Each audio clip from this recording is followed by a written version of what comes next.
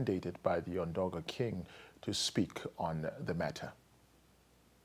Did a very important gesture and time in terms of the delivery and handing over, coming at this juncture of time when nations and people, communities are looking into their past and also looking to self-identification. This stone, the Donga people identify it with the source of their power. It is passed from generation to generation. So the story is that these are just fragments of the main original stone, which was passed from one king to another.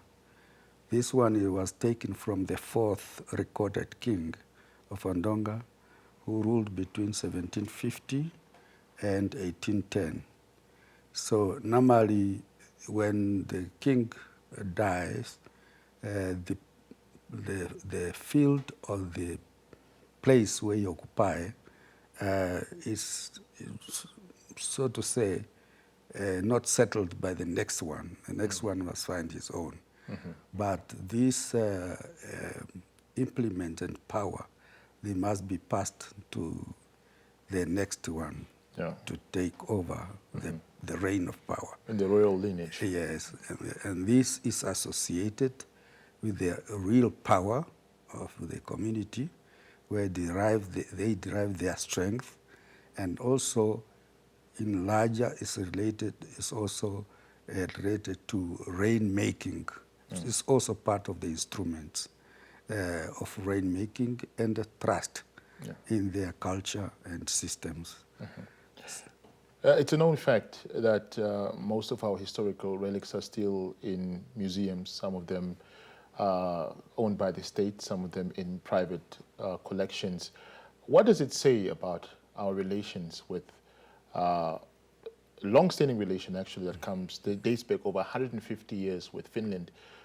This move by the Finnish government to bring back this very important part of the history of the Ondonga, what does it say about our relationship and how the Finnish people consider us? It's actually a new international movement. It's not strictly restricted to Finland. It's part of UNESCO mandate demanding all nations to return the stolen historical artifacts to the owners.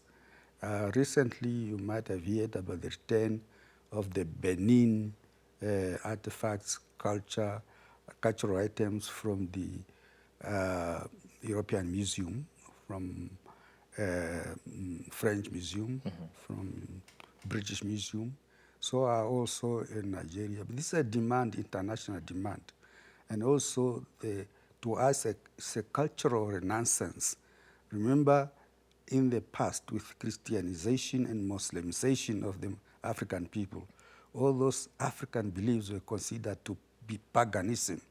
But it's actually part of our culture. So for the foreign power to dominate us, they have to take those things that our belief under our what we believe in order to weaken our system. But for Finland, in this case, they are following that trend.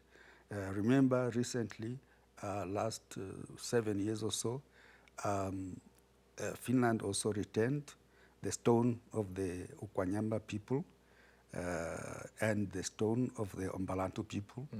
And recently, of course, under pressure, the Germans returned Hendrik Witbois' Bible and the whip. And so this is a trend. So the conscience of the foreign powers is also dawning on them that they must restore and restitute the African and colonized people's heritage. This is our heritage. It came at the right time, though, for us as a community, part of Namibia,